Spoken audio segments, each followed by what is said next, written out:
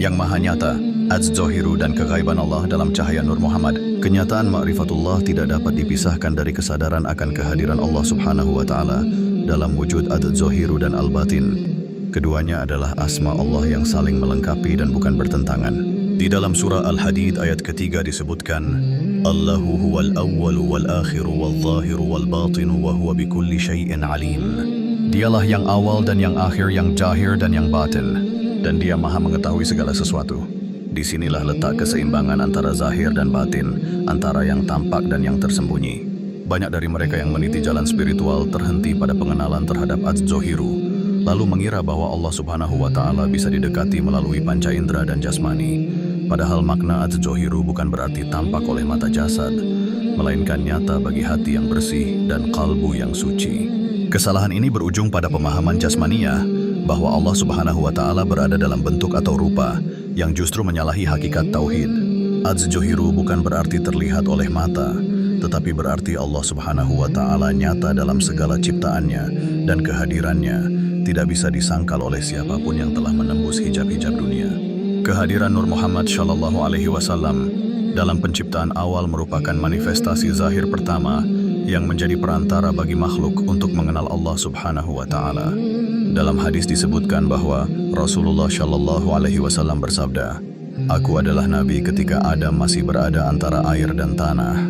Hadis riwayat Ahmad dalam Musnad Ahmad, nomor hadis 201.858. Ini menunjukkan bahwa Nur Muhammad adalah pancaran pertama dari cahaya ilahi yang zahir, menjadi media bagi seluruh makhluk untuk mengenal dan meniti jalan kembali kepada Allah Subhanahu wa Ta'ala.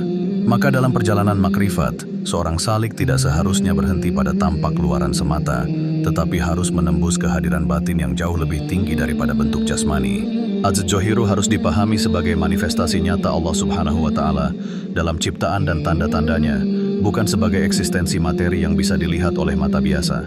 Allah Subhanahu wa Ta'ala telah menegaskan dalam surah Fusilat ayat 53, Sanurihim ayatina fil afaqi wa fi anfusihim hatta yatabayyana lahum annahu al-haqqu awalam yakfi birabbika annahu ala kulli syai'in syahid. Kami akan memperlihatkan kepada mereka tanda-tanda kekuasaan kami di segenap penjuru dan pada diri mereka sendiri, sehingga jelaslah bagi mereka bahwa Al-Quran itu adalah benar. Dan apakah Tuhanmu tidak cukup bagi kamu bahwa sesungguhnya Dia menyaksikan segala sesuatu? Ayat ini adalah kunci bagi pembukaan hijab makrifat, sebab ia menjelaskan bahwa tanda-tanda Allah Subhanahu wa Ta'ala zahir dan batin, di luar diri dan di dalam diri, semuanya mengarah kepada kejelasan bahwa Allah Subhanahu wa Ta'ala adalah yang maha nyata. Namun bukan nyata dalam pengertian terlihat secara fisik, melainkan nyata dalam kehadirannya yang mutlak dan tidak dapat ditolak oleh siapapun yang telah ditajallikan hati dan jiwanya. Rasulullah Shallallahu Alaihi Wasallam juga bersabda dalam hadis qudsi yang sangat terkenal, "Aku adalah perbendaharaan yang tersembunyi, maka aku ingin dikenal. Lalu aku ciptakan makhluk agar mereka mengenalku." Ini menjadi pondasi utama ilmu makrifat bahwa Allah Subhanahu wa Ta'ala meskipun maha gaib, al-batin, namun Dia juga maha nyata, az-zahiru, dan realitas makrifat adalah mengenal Allah Subhanahu wa Ta'ala dalam kedua sisi tersebut. Namun sayang, banyak salik atau pencari yang berhenti hanya pada az-zahiru, lalu mengira bahwa wujud Allah Subhanahu wa Ta'ala dapat dilihat oleh penglihatan mata, atau berusaha menciptakan bayangan tentang Allah Subhanahu wa Ta'ala. Dan ini adalah bentuk syirik khafi yang sangat halus. Sebaliknya, para arif billah mengajarkan bahwa Allah Subhanahu wa Ta'ala hanya dapat dikenali dengan penyaksian qalbu, syuhud, bukan oleh mata kepala. Dalam penyaksian qalbu itulah az-zahiru menjadi nyata dan al-batin menjadi terasa. Penyatuan ini hanya bisa didapatkan oleh mereka yang telah menempuh jalan keikhlasan, tazkiyah an-nafs, mujahadah, dan tafakur secara mendalam. Sementara itu, dalam makrifat yang lebih tinggi, Nur Muhammad Shallallahu Alaihi Wasallam adalah cermin dari kehadiran az-zahiru yang tidak terpisah dari al-batin.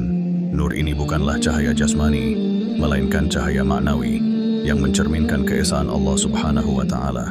Oleh karena itu, mengenal Nur Muhammad bukan berarti memandang rupa Rasulullah Shallallahu Alaihi Wasallam secara fisik, tetapi menelusuri jalur nurani yang membawa makhluk menuju Tuhannya. Dengan menyelami Nur Muhammad, seorang salik menemukan jalan kepada az-zahiru yang sejati, yaitu kesadaran bahwa segala sesuatu adalah pancaran dari Allah Subhanahu wa Ta'ala. Maka tidak ada dalam ciptaan ini yang kosong dari kehadirannya, baik yang tampak maupun yang tersembunyi. Inilah makna sejati dari ayat wa fi kulli syai'in lahu ayatun tadullu ala annahu wahid. Dan pada setiap sesuatu terdapat tanda-tanda, ayat yang menunjukkan bahwa dia adalah satu.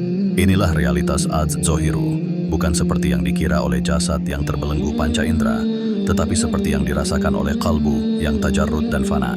Dalam pemahaman martabat 7, adz-dzohiru dan al-batin tercermin dalam seluruh tahap penciptaan. Martabat ahadiyah yang tersembunyi dan gaib menunjukkan keesaan Allah Subhanahu wa Ta'ala yang belum termanifestasi. Sedangkan martabat wahdah dan wahidiyah mulai memunculkan realitas Nur Muhammad sebagai pancaran pertama. Martabat-martabat selanjutnya, seperti alam arwah, alam mitsal, dan alam ajsam, adalah manifestasi dari adz-dzohiru secara bertahap, sampai akhirnya muncul manusia sebagai khalifah yang menyaksikan kehadirannya dalam semua aspek kehidupan. Maka ma'rifat bukanlah pengingkaran terhadap dunia, melainkan penyaksian akan Allah Subhanahu wa Ta'ala dalam seluruh martabat keberadaan. Siapa yang mampu melihat dengan mata batin, maka ia melihat adz-dzohiru dalam setiap gerak dan diam, dalam setiap hembusan napas, dalam setiap kejadian. Ia akan sampai kepada keyakinan sejati bahwa tiada wujud selain Allah Subhanahu wa Ta'ala, dan seluruh alam ini adalah pancaran dari Yang Maha Nyata. Dalam tingkatan ma'rifat yang hakiki, seorang salik yang telah melalui proses pensucian jiwa, tazkiyatun nafs, penghancuran ego, fana, dan penyatuan kesadaran baka, akan memahami bahwa adz-dzohiru bukanlah sekadar sifat Allah Subhanahu wa Ta'ala yang menunjukkan kehadiran yang terlihat oleh panca indera. Sebaliknya, adz-dzohiru adalah kehadiran Allah Subhanahu wa Ta'ala yang mutlak dalam segala sesuatu, walaupun tidak bisa didekati oleh akal atau dilihat oleh mata. Itu adalah kehadiran yang tidak berwujud, tetapi nyata. Ia bukan makhluk, bukan benda, bukan jasad, dan bukan rupa, tetapi eksistensinya meliputi segala sesuatu. Dalam surah Al-Baqarah ayat 155-157, Allah Subhanahu wa Ta'ala berfirman, وَلَنَبْلُوَنَّكُمْ بِشَيْءٍ مِنَ الْخَوْفِ وَالْجُوعِ وَنَقْصٍ مِنَ الْأَمْوَالِ وَالْأَنْفُسِ وَالثَّمَرَاتِ وَبَشِّرِ الصَّابِرِينَ الذين إذا أصابتهم مصيبة قالوا إنا لله وإنا إليه راجعون أولئك عليهم صلوات من ربهم ورحمة وأولئك هم المهتدون. Ayat ini menjelaskan bahwa kehadiran Allah Subhanahu wa Ta'ala tetap nyata dalam musibah dan ujian, dalam rasa sakit dan kehilangan, dalam semua kondisi kehidupan dunia. Ia tidak pernah tidak hadir. Makrifat terhadap adz-dzohiru menuntut mata hati yang terbuka, bukan hanya ilmu fikih atau akal semata. Di sini kita memasuki wilayah syuhud, penyaksian, di mana hakikat wujud itu tidak lagi dipisahkan antara zahir dan batin. Allah Subhanahu wa Ta'ala tidak pernah gaib bagi hati yang hidup, bahkan ketika dia tidak bisa dijangkau oleh panca indera. Para arif billah sering menyatakan, segala sesuatu selain Allah Subhanahu wa Ta'ala adalah tirai, dan tirai itu pun adalah tanda-tandanya. Ini bermakna bahwa segala yang tercipta adalah ayat darinya, dan seluruh ayat itu adalah manifestasi dari adz-dzohiru. Dalam surah Al-Baqarah ayat 164, Allah Subhanahu wa Ta'ala berfirman, Inna fi khalqi lis-samawati wal-ardi wa ikhtilafil layli wal-nahari wal-fulk allati tajri fiha al-bahri bima yanfa'u lan-nasa wa ma anzala lillahu min as-sama'i min ma'in fa ahya bihi al-arda ba'da mawtiha wa batha fiha min kulli dabbatin wa tasrif lar-riyahi wal-sahabi al-musakhkhari baina as-sama'i wal-ardi lagayatin liqaumin ya'qilun. Tanda-tanda adz-dzohiru ada pada semua ciptaan dan kejadian alam semesta. Jangan disalahartikan bahwa adz-dzohiru berarti Allah Subhanahu wa Ta'ala bisa dipersepsi secara fisik. Rasulullah Shallallahu Alaihi Wasallam bersabda dalam hadis yang diriwayatkan oleh Imam Muslim, sesungguhnya kalian tidak akan melihat Tuhan kalian sampai kalian wafat. Ini menjadi bukti bahwa penyaksian terhadap Allah Subhanahu wa Ta'ala bukan dengan mata kepala, tetapi dengan mata hati yang telah fana dan baka. Bahkan dalam hadis tentang Isra dan Mi'raj, Rasulullah Shallallahu Alaihi Wasallam melihat cahaya, bukan zat Allah Subhanahu wa Ta'ala secara langsung, karena keagungannya tidak bisa dipikul oleh makhluk. Maka kehadiran adz-dzohiru harus dipahami sebagai kebenaran yang menyelimuti wujud, bukan kehadiran dalam bentuk fisik. Dalam dimensi ini, Allah Subhanahu wa Ta'ala tidak bisa dibandingkan dengan apapun, sebagaimana firman-Nya dalam surah Asy-Syura ayat ke-11. Laisa kamitslihi syai'un wa huwal sami'ul basir. Tidak ada sesuatu pun yang serupa dengan Dia, dan Dia Maha mendengar lagi Maha melihat. Seorang arif billah memandang bahwa adz-dzohiru adalah wujud segala sesuatu, dan al-batin adalah ruh atau hakikat dari segala sesuatu itu. Maka ketika seseorang benar-benar melihat dengan mata hati yang tajam, ia tidak akan melihat kecuali Allah Subhanahu wa Ta'ala.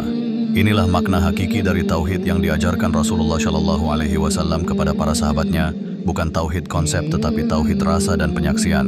Maka lahirlah ucapan para wali Allah seperti Syekh Abdul Qadir Al-Jailani yang berkata, segala sesuatu adalah hijab kecuali Dia, dan ketika hijab itu diangkat, maka tiada yang tampak selain Dia. Dan dalam puncak ma'rifat, seluruh makhluk pun lenyap dari kesadaran seorang salik, karena yang nyata hanyalah Allah Subhanahu wa Ta'ala. Ia bukan sekadar adz zohiru dalam pengertian duniawi, tetapi adz zohiru yang transenden dan imanen sekaligus, yang tidak dibatasi oleh ruang dan waktu, tetapi menyelimuti segalanya. Kesimpulannya, adz zohiru bukanlah jasad, bukan juga bentuk, dan bukanlah sesuatu yang dapat ditangkap oleh panca indera. Ia adalah kenyataan tertinggi yang dapat dirasakan dan disaksikan oleh hati yang suci. Allah Subhanahu wa Ta'ala tidak diciptakan, tidak berawal, dan tidak berakhir. Ia adalah wujud mutlak, sumber dari segala wujud, dan Dia adalah yang maha nyata dalam arti yang paling sempurna. Tidak ada yang lebih nyata darinya, meskipun Dia tidak terlihat. Maka makrifat terhadap adz zohiru adalah makrifat yang hanya bisa dicapai oleh mereka yang telah menanggalkan seluruh hijab dunia, hawa nafsu, dan bentuk-bentuk materi, dan menjadikan hati sebagai cermin tajallinya. Inilah makna sejati dari perjalanan makrifat, bahwa yang dicari bukanlah bentuk, tetapi zat. Yang dikenali bukanlah rupa, tetapi hakikat. Dan hakikat tertinggi itu adalah Allah Subhanahu wa Ta'ala yang maha nyata, adz zohiru, yang kehadirannya lebih dekat daripada urat leher sendiri.